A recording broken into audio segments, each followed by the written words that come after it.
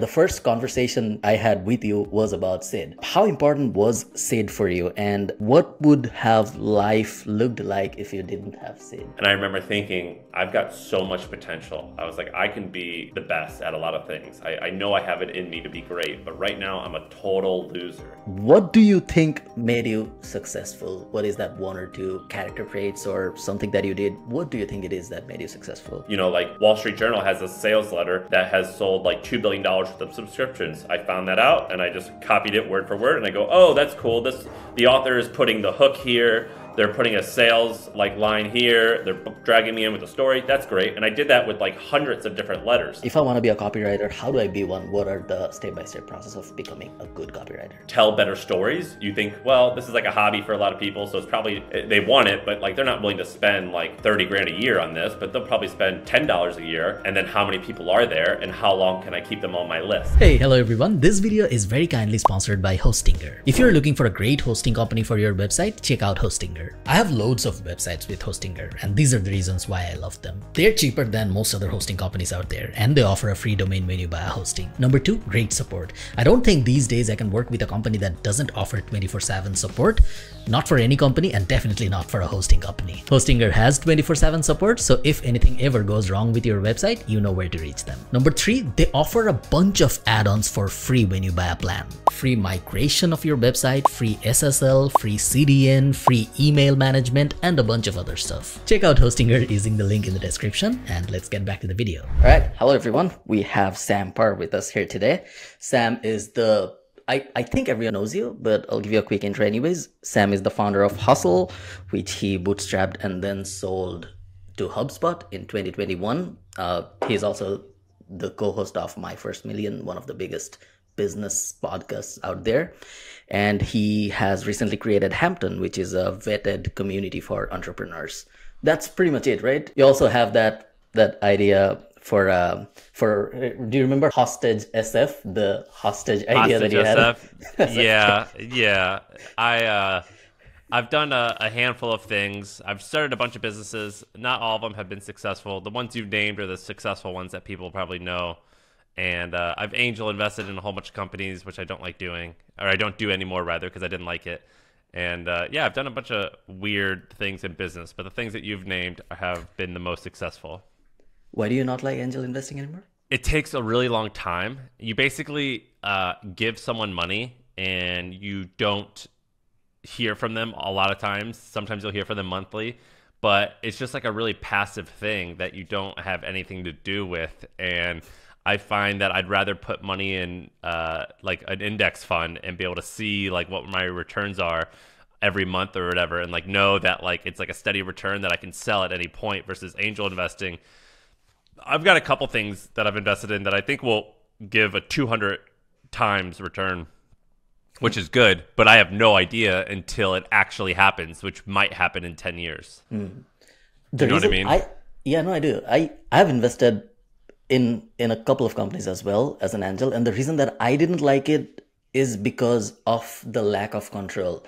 I don't know, it's not like I want control or I want to contribute anything, but yeah, it's just, I feel like it's not fun. It's just not fun. Yeah, I found it unenjoyable, which actually is a good sign. Like investing should be, you know, unless it's your full-time job, investing, like I invest all my money basically into VTI. It's a Vanguard index fund, whatever. And so I know your folks are in Asia. So Vanguard, that's just an index fund, whatever. It's the most popular index fund in America.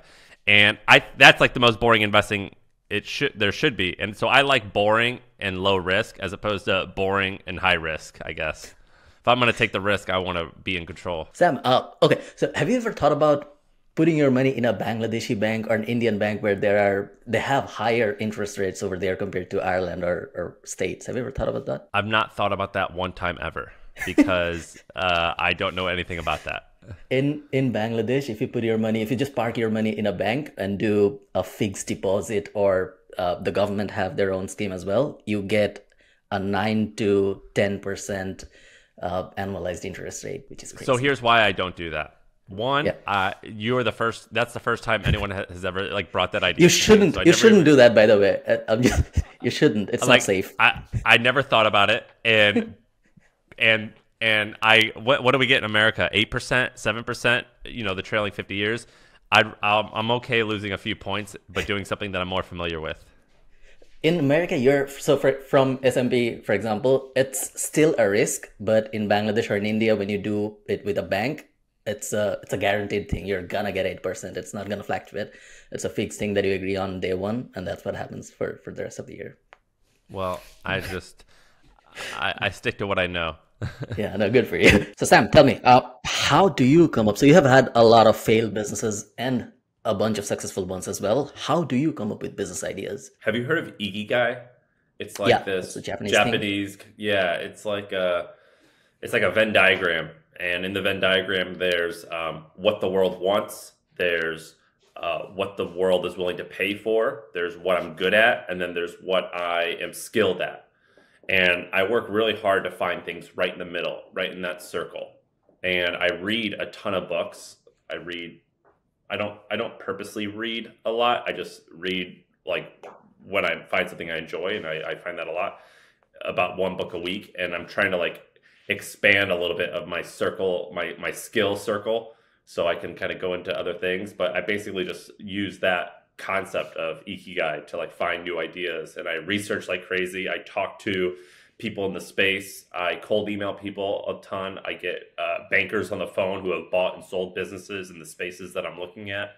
And it's a pretty intensive research process. So if I want to know what the world wants, what do I do? Do I read a lot? Do I call bankers? When you say you research a lot, what does that look like? Just go to Google and search.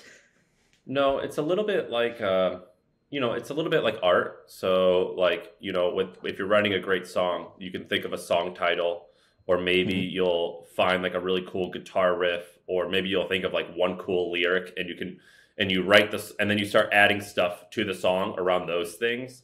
So typically, like, I'll go to a website and I'll use SimilarWeb, and I'll see, oh, well, this website I never heard of has a ton of traffic.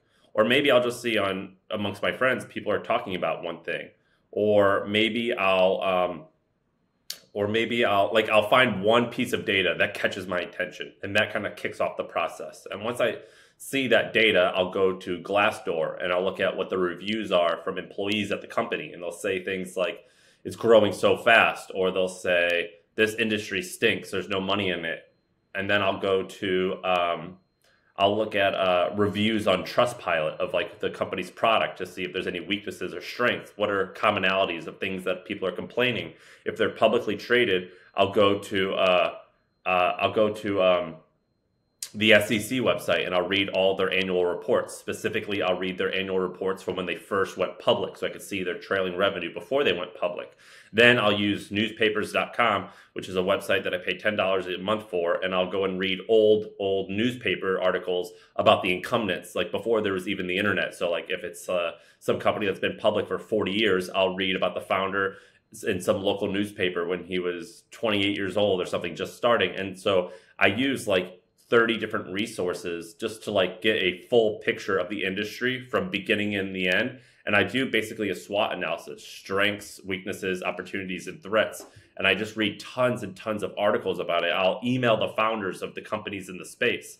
I have a good excuse where I have a podcast. So I'll say, hey, do you want to come on the podcast? And I'll ask them questions publicly. But sometimes before I had a podcast, I would just act like I didn't act. I was just like some young guy who didn't know a lot, but I'm really earnest and I care and I'm being respectful. And a lot of times if I email them enough, they'll give me an opportunity just to talk to them for 15 minutes.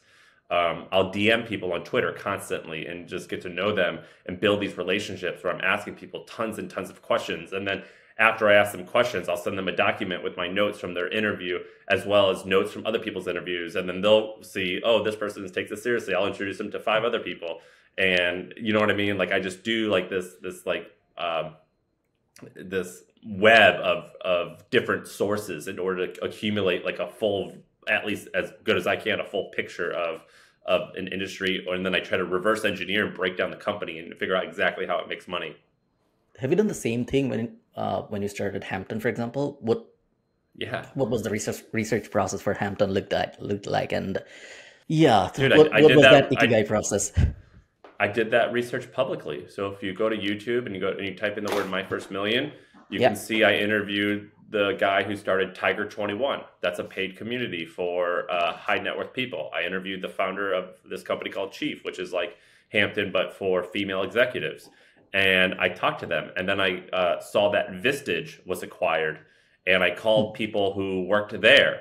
And then I found bankers in the space who bought and sold communities. And I went and had lunch with them.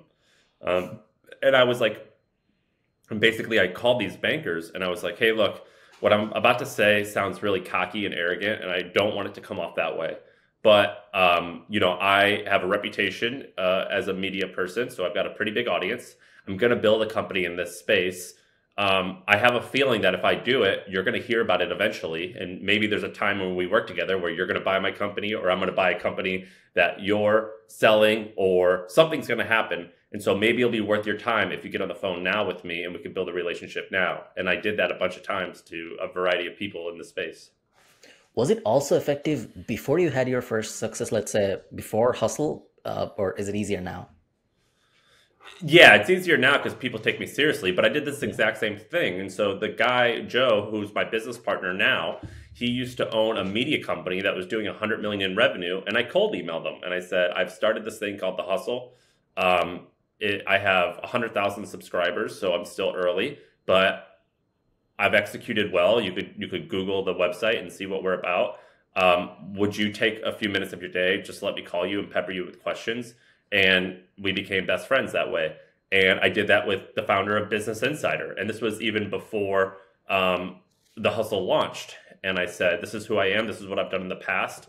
I was 24 and he gave me the time of day because I emailed him 30 times.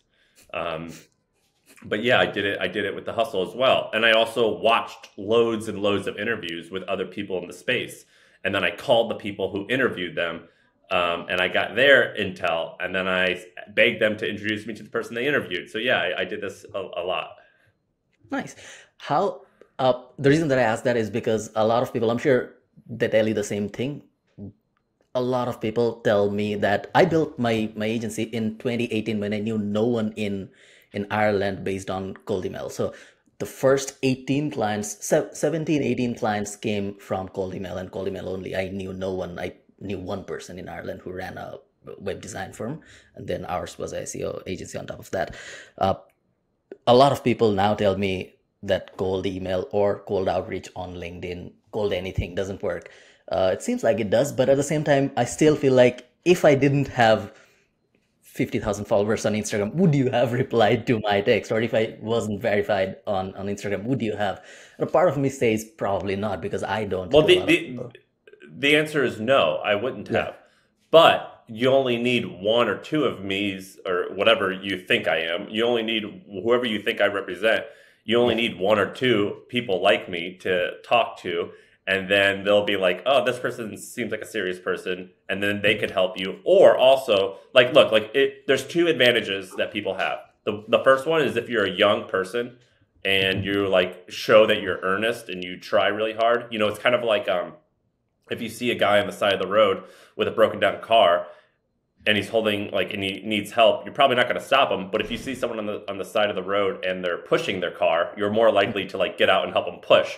And so I always had that mentality where when I was young and I had no reputation, I was like, I'm going to make sure these people see me making progress, and they're going to be more willing to help me. And so if you're listening to this and you're young, you have that advantage where you say look, I would email someone and be like, I'm going to launch this. All right, here's my progress so far. And then I would email a month later. All right, I still want to talk to you. I know you're not giving me the time of day. Here's the progress I've made thus far since we last spoke. Okay, here's another progress update. And then after the 8th email, they're like, all right, fine, man. You're clearly taking this seriously. I'll help you. I'll call you, whatever. And the second advantage that people has is if they do have a reputation or some audience, and that's what you had. That's what I have now. But if you are in the third category, if you don't have any of those things, you could still brute force your way, because you basically only need 3 or 4 people to take you seriously. And so if you email 50 or 100 people, you'll get someone. Okay, let's change topic a little. I know you're a fan of copywriting and you have been blogging for a long time now. I read your blog from time to time. I read that last. I'm not sure if you wrote anything after that. The last one I read was in December 2023. So I'm not sure if you updated anything after that. How has blogging helped you in your businesses, either to launch or to scale? Well, blogging was my business. And so I have a personal blog called theantimba.com. I barely even Yeah. share it. That's just like a diary. And I don't give two shits if anyone ever reads it. It's just fun Yeah. for me to do it.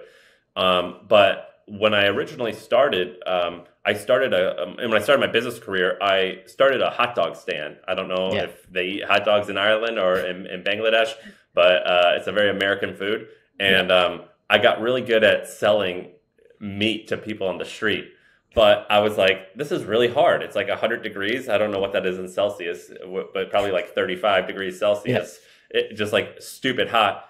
And I was like, I want to figure out a way how to sell stuff to like an infinite amount of people. And I learned about this thing called copywriting where I could write text on a page and that could like it could be read by like millions of people and I don't have to like do it a million times. And so once I learned how to do that, I realized, oh my God, the written word is so powerful. And then I got really into blogging and I started this conference called HustleCon. And HustleCon, I made like 60 grand in 60 days on it doing this conference. And then I made, I think, 200 grand like 6 months later off this conference. And the way that I made the conference popular was through blogging. And I was like, conferences suck because if it rains that day, I'm screwed. Like that's a bad business. But I wonder if I could turn the blog into its own business. And then I realized that blogs are actually a little bit challenging, but email newsletters are way easier because someone will give you their email one time and you can talk to them many times. And so I built my whole business was, I mean, email, the way that I did an email, it was basically a blog, but in someone's inbox. And so my whole business was blogging in a sense. Like to this day, I would say it's blogging. It's been like the greatest thing on earth. Now I tweet and I do podcasting stuff, but that's the same thing. It's like all based on the written word. It's like changed my life. Do you think blogging is still, well, I'll tell you why I'm asking this question after a while, but do you think blogging is still powerful in 2024? Because a lot of the people now consume videos and even audio alone doesn't seem to cut it anymore. I'm not sure if MFM was an audio only podcast, but you were big on It was audio, right? audio only. Oh. Yeah, Yeah. and then In you fact, moved to YouTube.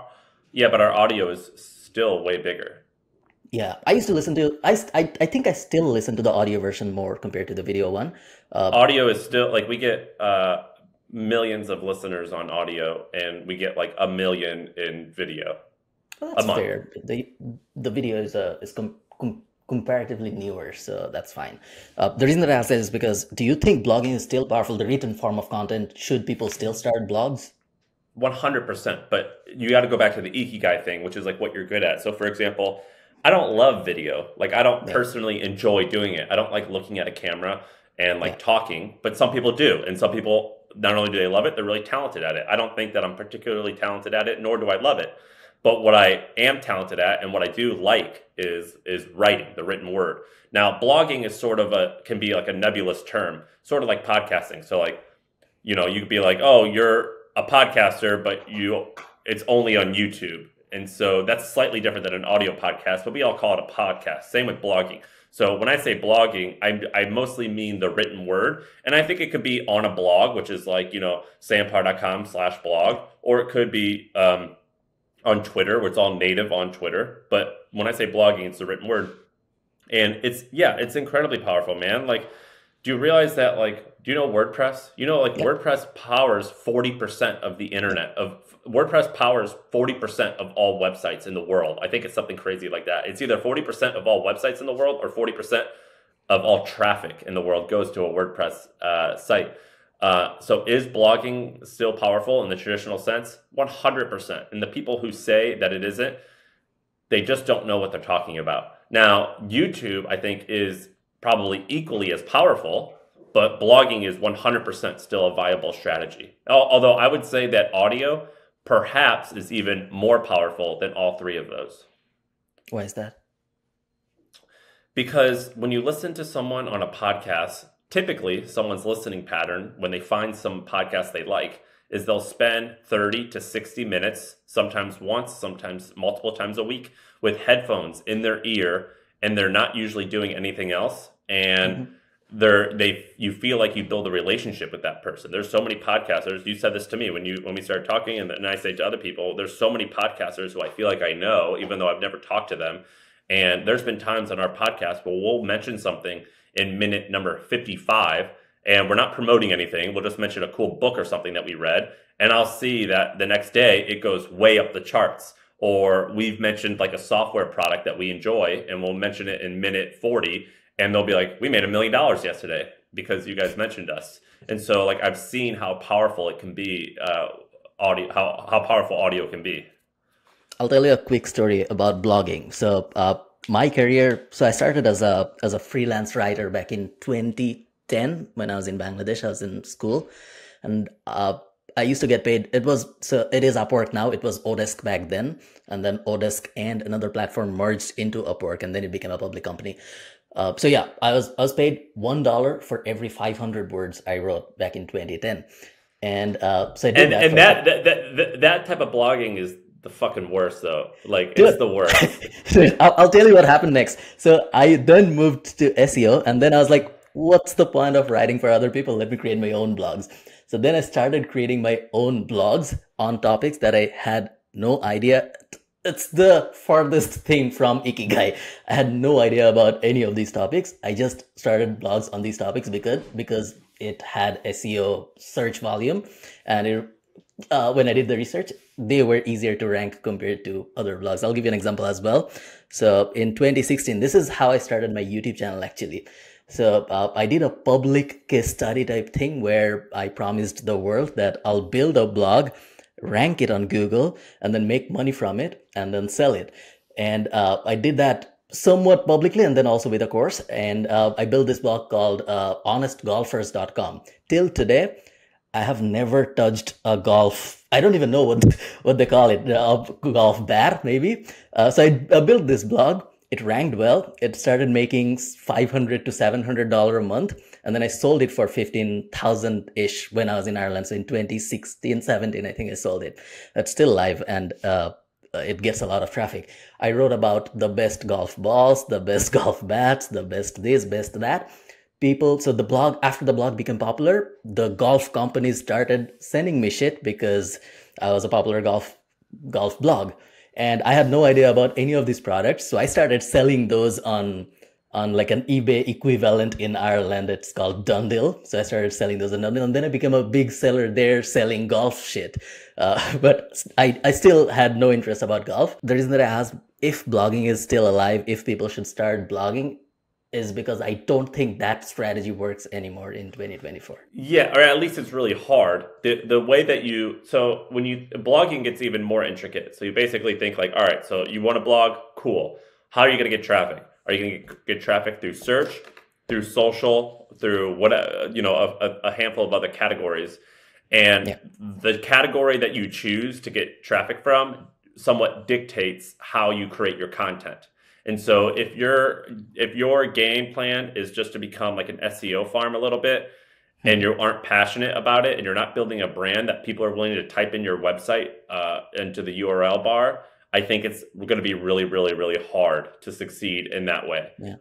If you're a blog where, like, for example, if a passionate golfer who truly knew what the hell he was talking about started a golf blog, they'll crush it. But if like the younger version of you tries to do it, it's going to be incredibly challenging because it's a lot more complicated, or rather a lot more competitive now.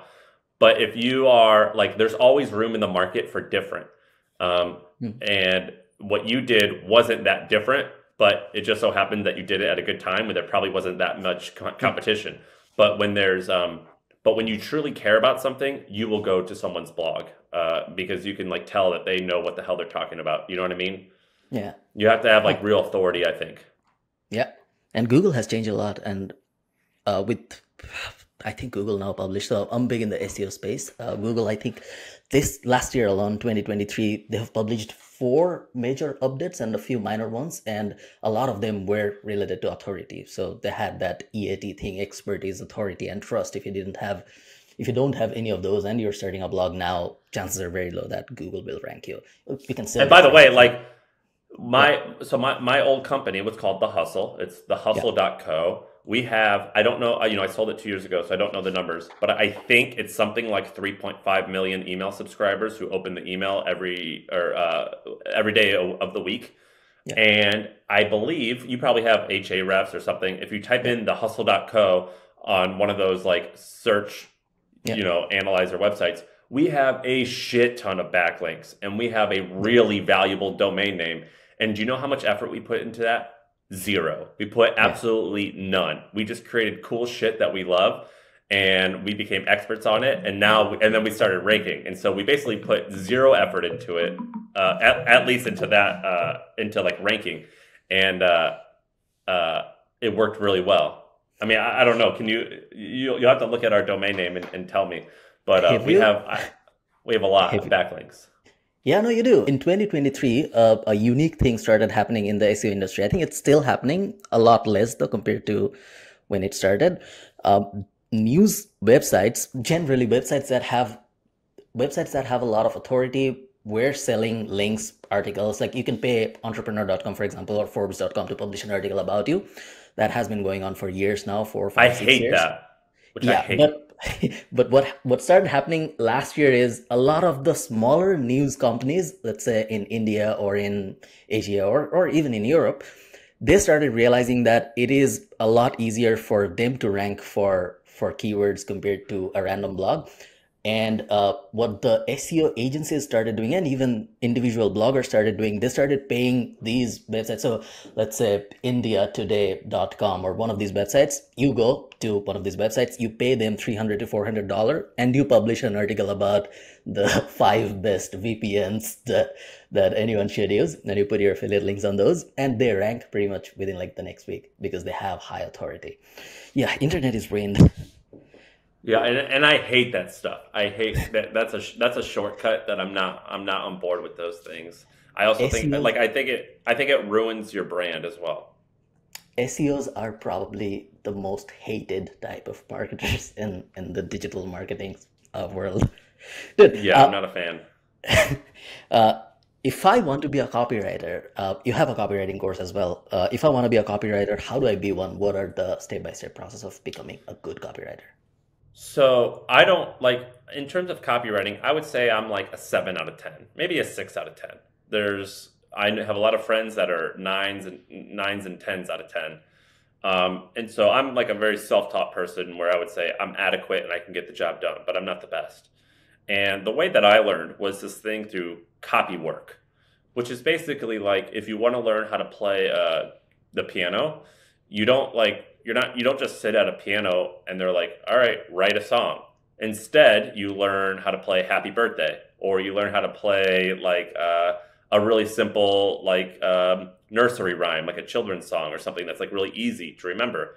And then eventually you scale up and you go and you learn how to play your favorite band, and then you learn how to play your second favorite band songs. And then after doing that for a couple years, you're like, I like this.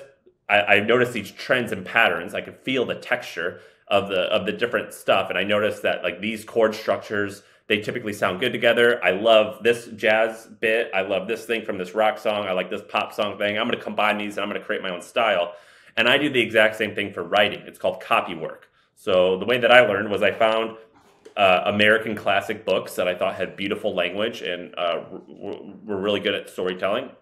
And I literally sat down for a couple hours per day and I hand wrote it with a pen and paper and I just copied it word for word. And then I found the best sales letters out there that ever existed. Like Wall Street Journal has a sales letter that has sold like $2 billion worth of subscriptions. I found that out and I just copied it word for word and I go, oh, that's cool. The author is putting the hook here. They're putting a sales like line here. They're dragging me in with a story. That's great. And I did that with like hundreds of different letters.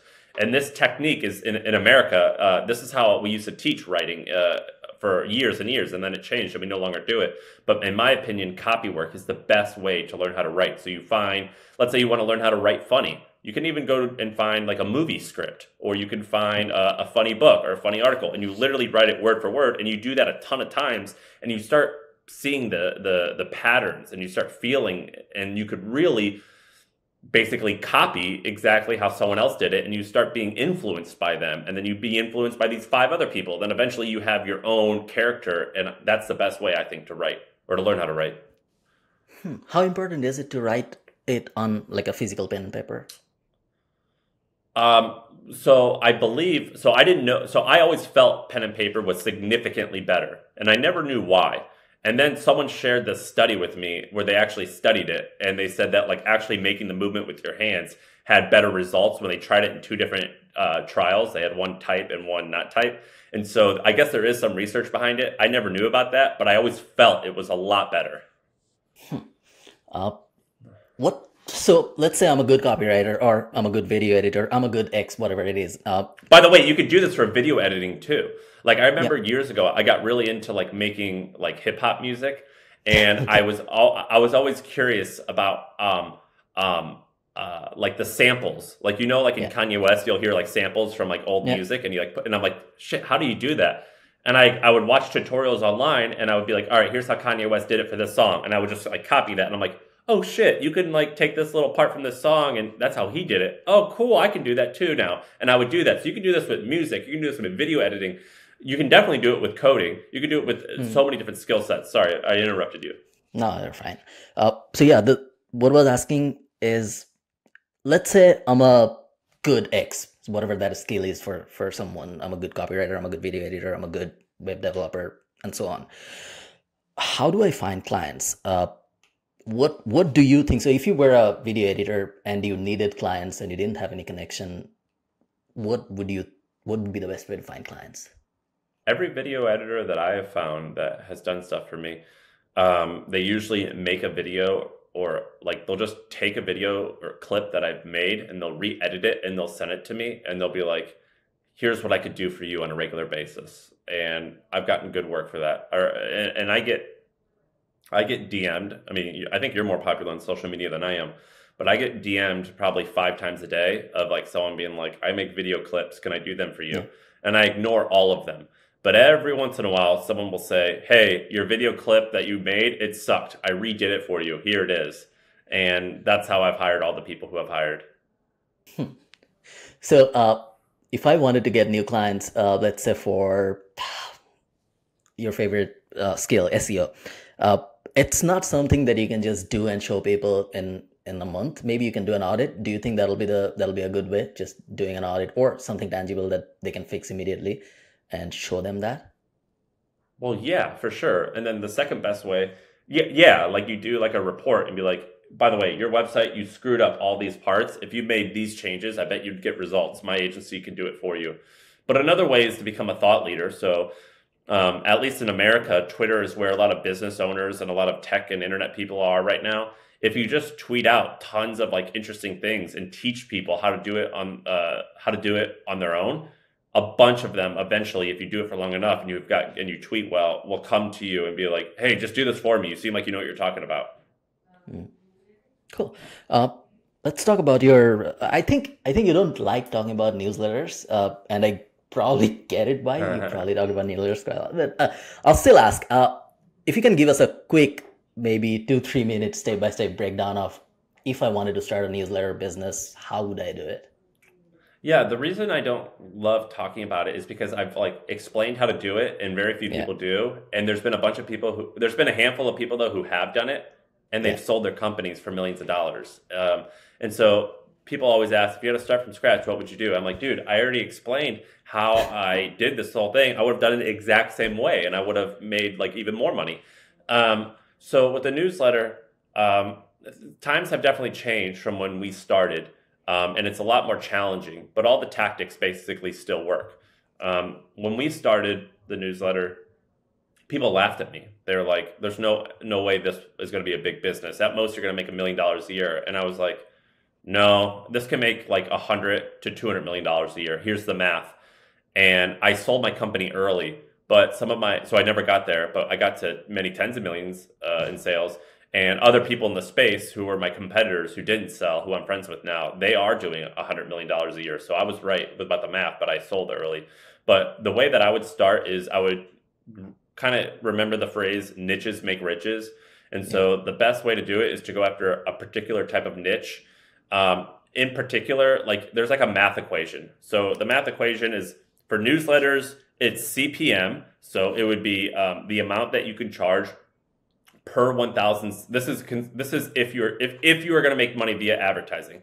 So it's CPM. So it's basically how much can you charge per 1,000 email sends? Meaning if you send to 100,000 people, so that's 100 CPM. If you could charge, if you're writing to like mothers, that CPM might be like $5 because let's say they buy diapers a bunch, but diapers are pretty cheap. But let's say that you're writing to people who are CEOs of airline companies and you're writing about like the airline industry. Well, a CEO of an airline would probably, like, when they make purchases, it's like tens of millions of dollars, right? When they're buying airplane parts. So like the CPM for that would be like $5,000 or something like that. And then so you have CPM, and then the other thing is total market size. So like how many people would subscribe? Well, there's like, in America, there's like probably 100 million moms. So that's pretty big, but your CPM's low. There's probably not that many airline CEOs or people who make buying decisions. And you do the math. You're like, what's more valuable? Like this, 5,000 people in the airline industry or 1 million moms. And you just do the math as to which one is bigger. And then of course you have to figure out what you're talented at and like what you're skilled at. And then the other part is how many times are you going to send? So let's say that you're doing let's say you have a newsletter where it's, you're going to write like an original story. That's really fucking hard to do every day.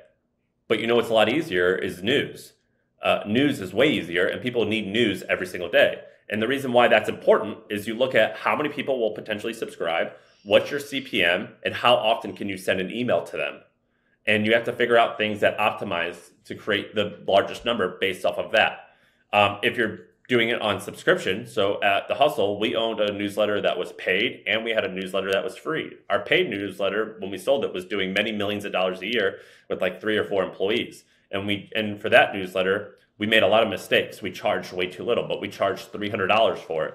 And so if you want to do a paid newsletter, you have to figure out how valuable is the information that I'm providing. Like what's the potential outcome for someone for getting this information? If it's like how to get a job that pays $150,000 a year, if that's your paid newsletter, then that like your value to them is 150 grand a year. If your newsletter is like how to tell better stories, you think, well, this is like a hobby for a lot of people, so it's probably, they want it, but like they're not willing to spend like 30 grand a year on this, but they'll probably spend $10 a year. And then how many people are there and how long can I keep them on my list? And so it's all just a math equation, to be honest, of how big the audience is. And then once you select which audience you like, how much you can charge them, or how much you can charge for a CPM from an advertiser, and how often you can send them an email, the next step is you have to figure out, where do these people live currently? Where on the internet are they? Because I need to siphon them off from the location that they are into my location. For me, it was Reddit. The Hustle was business and tech news. So it was like the Wall Street Journal, but for like a 28-year-old, and it had a tech slant. And so for us, I was like, I think they're on Reddit and I think they're on Hacker News. So I'm going to blog and create content for specifically that audience. I'm going to try and get millions of them to come to my website. And when the millions of them are on my website, I'm going to have a pop-up and email forms that grab their attention and let them know that The Hustle is a daily newsletter and I'm just blogging to grab their attention. And then doing that, I got to like 500,000 subscribers in 2 years. And so for other people, maybe their audience is on Facebook. Maybe their audience are in Facebook groups. Maybe their audience is on Instagram. And so the name of the game is, how do I figure out where that audience is and what content can I create that gets them to come to my platform so I can collect their email and then send them and get them on my list. And yeah, I mean, it sounds simple and it's straightforward. It's quite hard, but it's simple. Yeah. Do you think still that's the best way though? If people have the opportunity or the option, should they go for paid ads compared to the organic grind that you just explained? My opinion is you should always start organic. And once you've proven that your content is awesome and that people want to stay and subscribe to you for a while and that they love your brand, I like to use paid ads. So we use paid ads. We spent tens of millions of dollars on paid ads. I like to use paid ads once I know it already works, and I'm going to use it as fuel to the fire. But a lot of people start with ads too early, and it's like, dude, you don't even have a fire yet. You're just like wasting your fuel. Wait until you're just doing a shortcut that's actually going to cost you in the end, because you're paying dollars to advertise and to get a customer. It's sort of that doesn't really want your content, and it's sort of like, having a leaky ship and you're constantly bailing out water. It's like, make sure your ship works, then put more fuel on it. You know what I mean? And so I think that, like, if I had to put a number on it, I would say get to 10 or 20,000 subscribers and then do paid marketing. The reality is that those me saying just a number isn't exactly the reality. The reality is you kind of got to feel it. You got to do people love your shit? Do they reply to you and say, I love this? If you tell them that you're going to be at a specific location, will they actually get out of their home and come and see you? Like, there's a bunch of ways to test, like, do people actually love this? And once you know, all right, my content is good, my product is good, and I know exactly who the type of person is that I should get to subscribe to this, then do paid marketing. And what's the other side of the equation? Like, how easy or difficult is it to get a sponsor for your newsletter? So for me personally, it was hard because I'm not a natural enterprise salesperson. So at The Hustle, we were selling deals for 6 and 7 figures. Yeah. And you need to make sure that your advertising gets results. So when you're building a newsletter that's advertising based, you've got 2 customers, your advertiser and your reader. Yeah. The reader's more important, but the advertiser is also very important. Yeah. And so for me, I think that when we were at 75,000 subscribers, I personally got us to maybe 35 or 40,000 a month in advertising sales.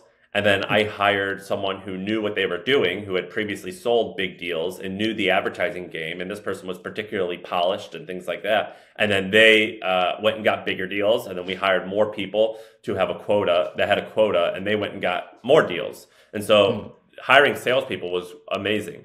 Now, when we started, this didn't exist, but now there's all types of platforms like ConvertKit and Beehive and all these other agencies that will monetize your newsletter for you. In my opinion, if you're just going to do this as a project, or you don't want your company to be that large, you should stick with one of those things. If you want to build a really big business that can make tens of millions a year, you more than likely need a salesperson, and each salesperson will carry a quota of 500,000 all the way up to $2 million. And you just say, all right, we have enough inventory, like we're scaling our inventory, aka we're scaling how many times we send the email, or we're scaling the amount of users that are subscribed. Now I need a quota carrying salesperson of 800,000, and I'm going to go and hire 15 of them, and that will hopefully get us to, whatever that is, 12 million in revenue. So it's all like math. Do you know what I mean? So what do these salesperson, or for example, when you did 35 to 40K a month, what did you do? Is it the same process of cold emailing, cold calling, and asking if they want to advertise on your newsletter? If you look on Twitter, you'll see the first cold email that I sent. Like, if you look, the Sam Parr, and then Wealthfront, because my first client was Wealthfront. And so what I did was, I tweeted out the exact email, or maybe I didn't even say it was Wealthfront, but it was Wealthfront. So you'll have to search on my Twitter feed. But I basically emailed this guy named Chris. I found him on LinkedIn, and I go, Chris, what's going on? My thing is called The Hustle. I've got 75,000 subscribers. The truth is, I haven't had a lot of advertisers because I've not tried. Would you like to be my first advertiser? I'll make a hell of a deal for you. You just name what you think is a fair price. I'll accept that price no matter what.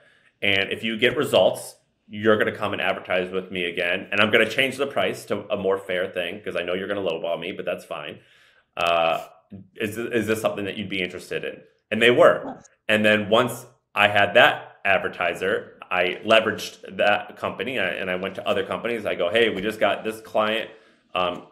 We charge this much, which is below market rate. But again, we're new. Come on in and get in early. And a really good marketer just wants results. And a really good marketer knows that a good platform, or a good newsletter, or any advertising platform, the best results are gotten early.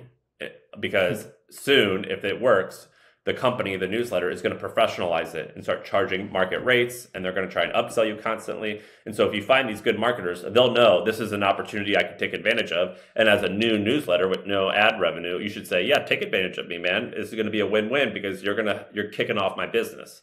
And so I just cold emailed a bunch of brands in that space and did that. Cool. I know you've said on MFM multiple times that I don't know if I don't want to put words in your mouth because I'm not 100% sure if it was you who said it, but you've said this many times that being quick is very important. Being quick in the market is very important. If you have an idea, you should have something to test your idea within like next 48 hours or like 3-4 days. Why is it important to be quick in the market? So it's not quick in the sense that you don't need to be first necessarily. I don't think being first is that big of an advantage. It could be, but you could be a fast follower. I mean, there's people who started newsletters 4 or 5 years after I started mine and they killed it.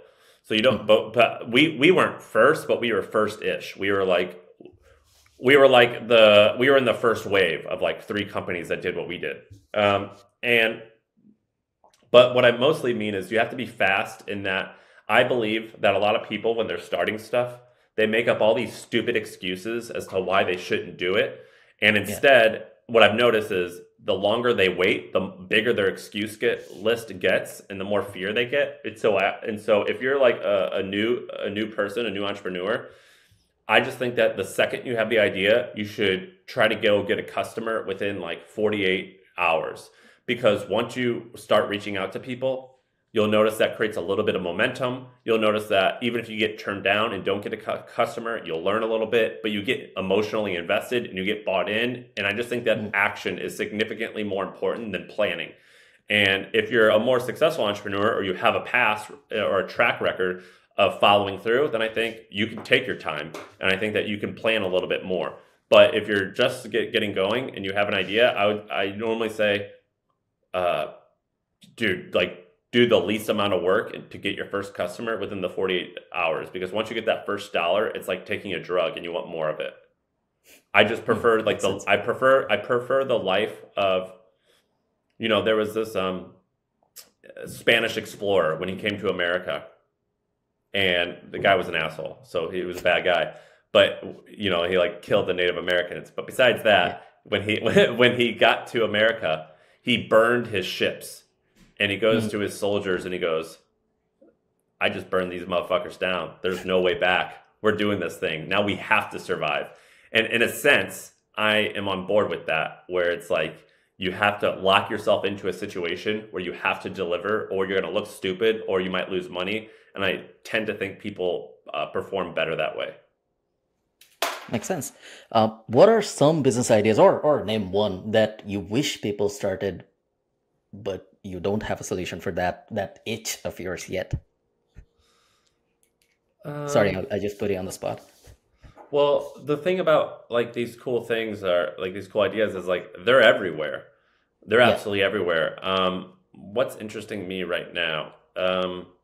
I'm curious about how about home ownership is interesting to me. I have this hypothesis, and I've invested in companies that have done this, and they've all failed, but I still think it will work. I think homes will be purchased online. That right now they're not, and I think that's going to happen. It has not happened yet. A couple people have tried, and none of them have worked really the way that I think it should work. So I'm very curious about buying homes, buying apartments, buying things like that online. So that like anything that requires someone not to get out of their house to go see another house, I think that's going to happen. Also with home ownership, what's crazy about home ownership is once you purchase your home, there's so many things that has to be done in order to maintain your house, but there's no manual or there's no good way of knowing like what to do, like how often to change your air condition filters, or like when the refrigerator needs maintenance, things like that. So I've always been curious about that. You're okay. I've always been curious about that, and I'm interested in someone who can make a manual for my house and just tell me what to do, or come and just do it for me once a month. What else? I don't know. What have we talked about that's interested you? Is it up? I know we had a client during COVID, I think, who sold airplanes, like jets and airplanes, and also airplanes maintenance. So he used to do a lot of paint jobs on airplanes, um, and it was all online. And he told me that a lot of it's not easy to just test drive a plane that you want to buy. It just doesn't make sense. So a lot of them made the deal online, did everything, and then got the plane delivered, and then they test drove it, and it had warranty and everything, so it didn't hamper the whole experience.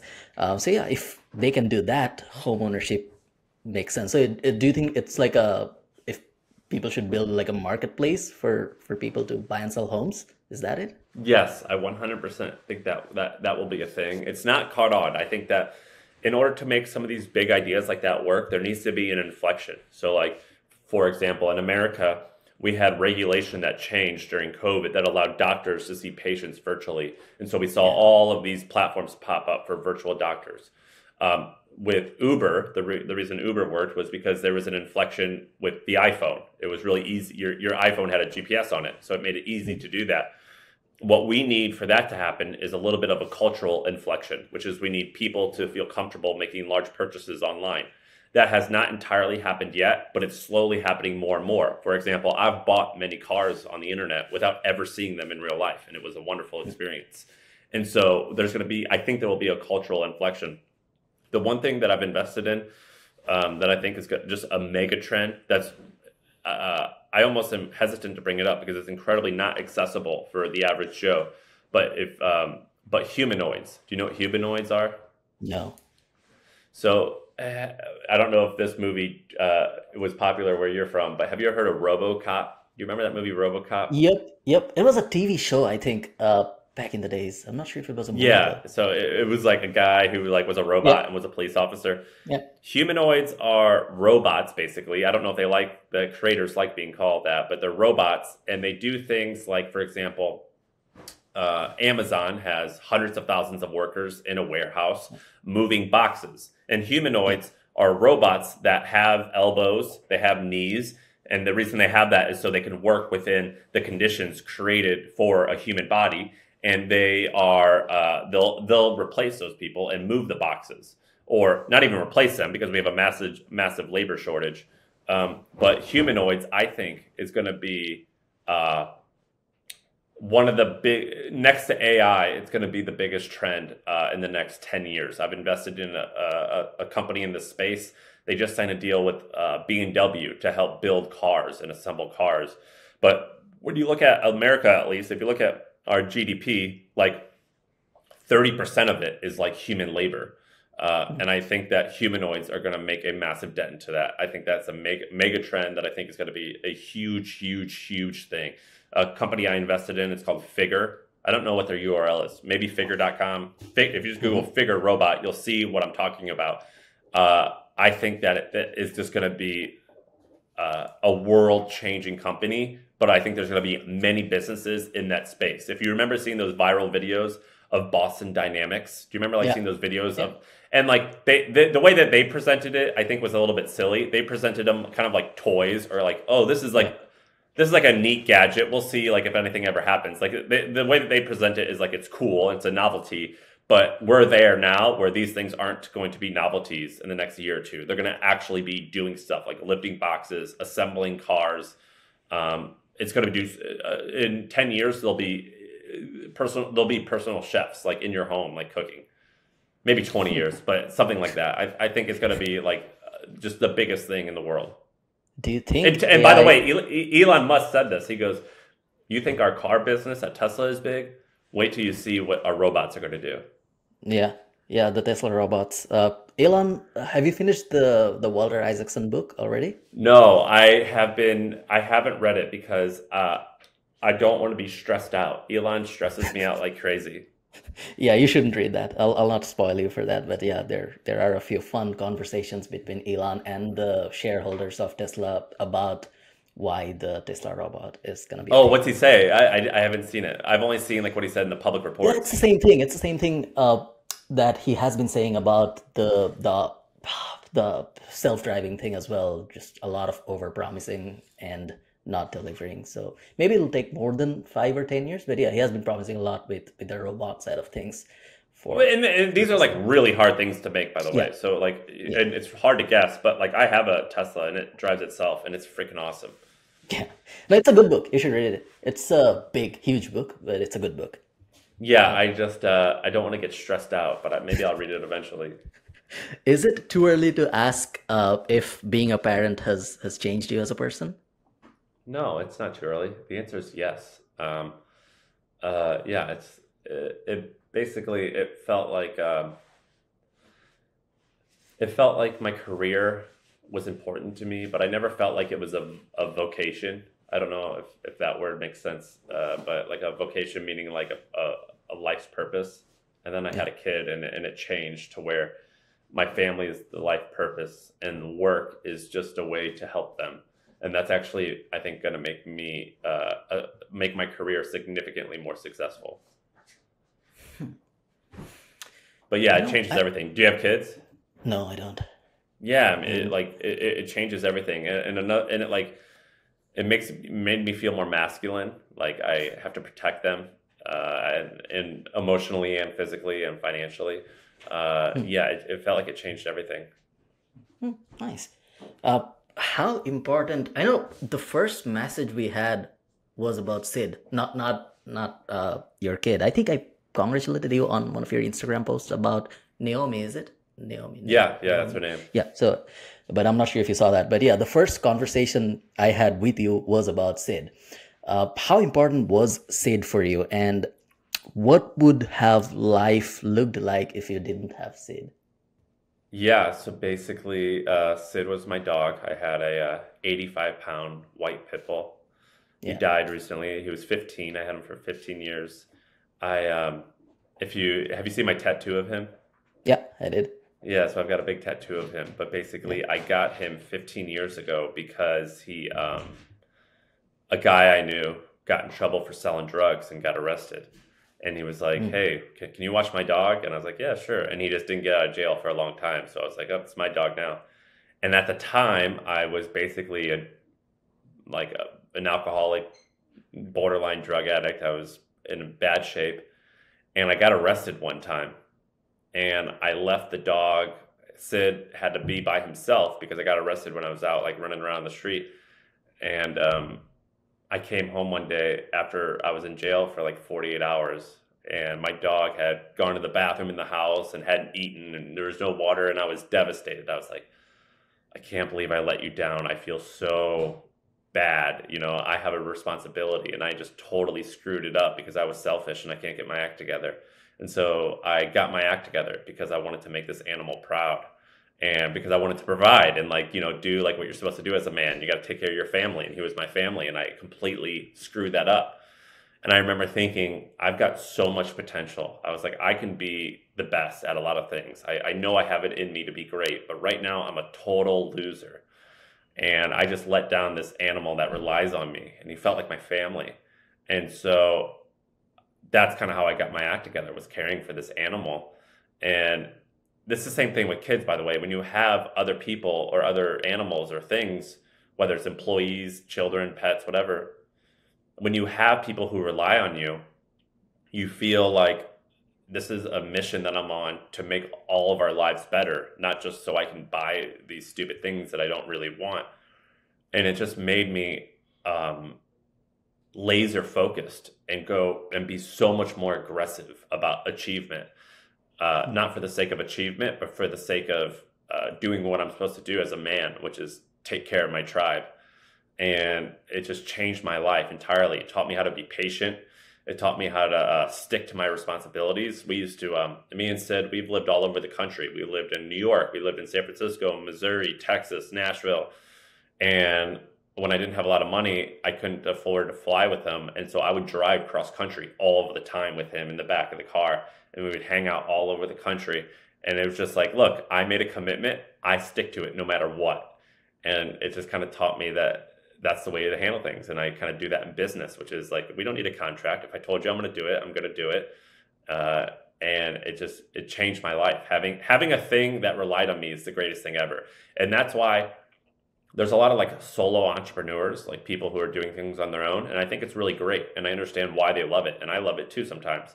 But when you have employees, and employees particularly who have kids or who are married, you feel like I'm now married or I now have kids. Like I remember when I was 26, my employee had a kid and I was like, I just had a kid then. That's what it felt like.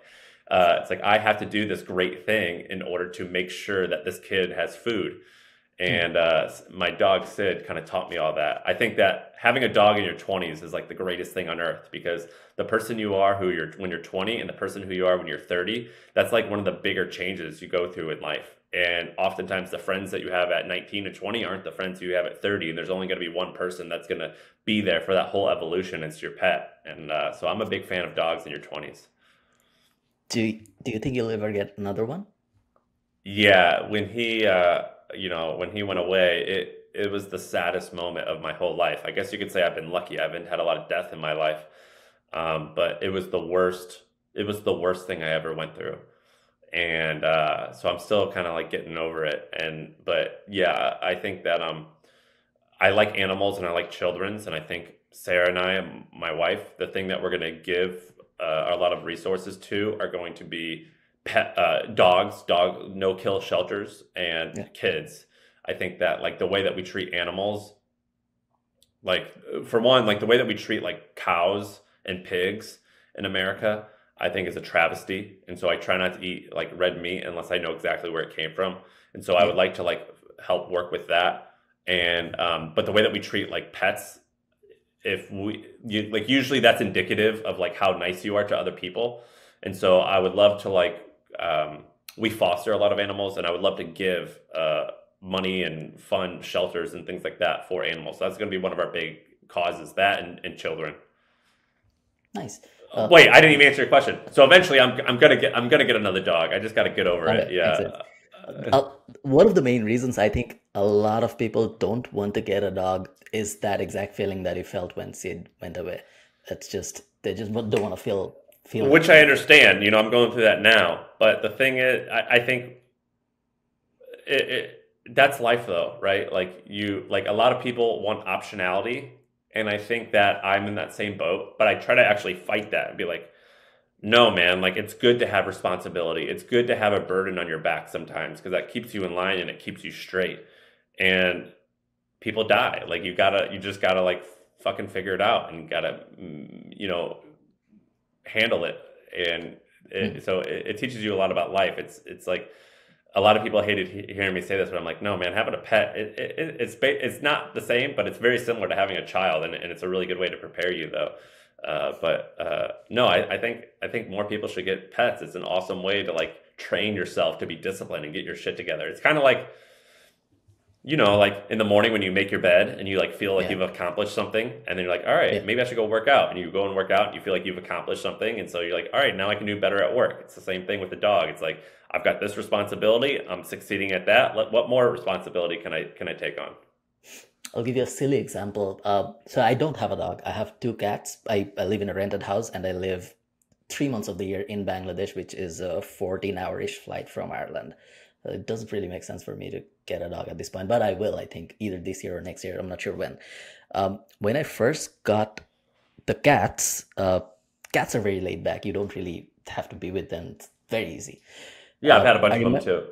Yeah, I remember when you eat, during my single life, I used to eat a lot of crisps and chips and stuff like that. And I never washed my hand immediately. So I was watching TV, I'm eating crisp and chips, and I was like, yeah, let's wash it after an hour, finish that episode of Friends or Office first. And then I started having cats. And then I was like, now I can't touch the cat because the cat will smell like crisps. A very silly example of how it made me slightly quote unquote better, and like out of nowhere. Just a random thing like but those small things matter. Those little things matter, where it's like for me, I used to party a lot. It's like, shit, I gotta be home. Like if I go out at 7, I gotta be home at 11 so I can take them out.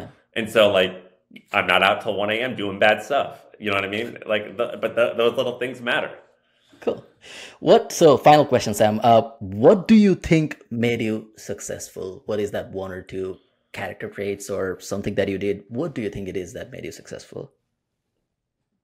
Well, luck. Luck is real. I don't want to downplay that. I think I'm lucky that I was born in America. I'm lucky I was born in the era that I was born in. I'm lucky that I was born to parents that helped me and were supportive. And then like I got some timing things right, and that was just pure luck. So luck's a real thing. I've got these tattoos on my feet that say "Act Now," and when I was a kid, they used to say that I had ADD, or they would say I couldn't sit still, like it was a bad thing. But that was a great thing. Like the fact that I act really well.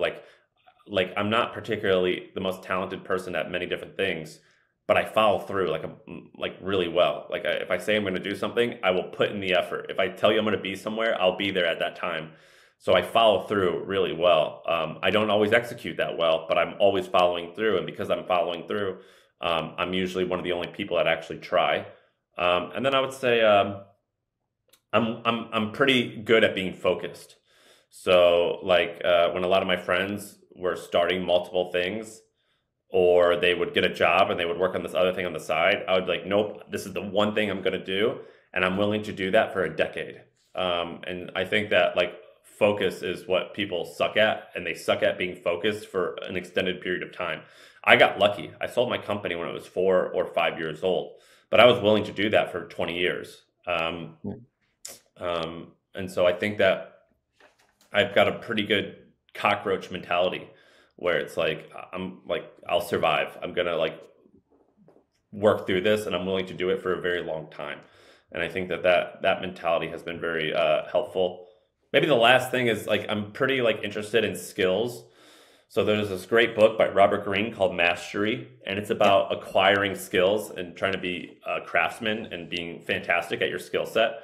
I think the generalist can succeed. I view myself as a generalist mostly, but I try to like, whatever skill set I'm interested in, I really try to like master it, become quite good at it. And I think that a lot of people don't spend enough time like trying to like actually like improve on a very particular skill, and being okay with sucking at first, but just noticing like, look, if you do this every day for 40 hours a week, you'll get better. So it's the same with business. Like my thing will always suck in the beginning, and I'm like, I know that. That's okay, but I'm going to perfect it a little bit all the time, and I'm going to get great at what I'm doing, and I'm going to do it for like 10 years. And I think that mentality has helped. Cool. Listen, Sam, thanks a lot for doing this. And yeah, well, just thanks. Yeah, well, hopefully, Do you want to send people somewhere? Yeah. Do you want to send people somewhere? So I'll mention a few. You can go to Hampton. Hampton, joinhampton.com. If you have a company that's doing a few million in revenue, that's good for you. I have my podcast, My First Million. You can find me on Twitter, the Sam Parr. And I don't know, what else? Yeah, that's pretty much all about it. Do you think I should join Hampton? I'm not very big. We probably do 2 million a year-ish. I would say yes, but we're only in North America at the moment. Huh. One day we're going to expand. Well, the reason being is Hampton is a company where you're put into a pod or a core group of 8 people who you meet with on a regular basis. And it's really hard to do the hours, to do the scheduling with people overseas. And so I think in the next year, maybe 2 years, I'm not sure, we're going to eventually we'll do a concentrated, we're going to try and grow in Europe. Or Asia. I'm not sure where we'll go first, but we have to do we have to get the business is basically we have to get concentration and density in one area and then expand. Otherwise, it's just impossible for people to hang out overseas. Makes sense. Cool. Listen, thanks, Sam, a lot, and yeah, I'll see you in the podcast. All right, thanks, man.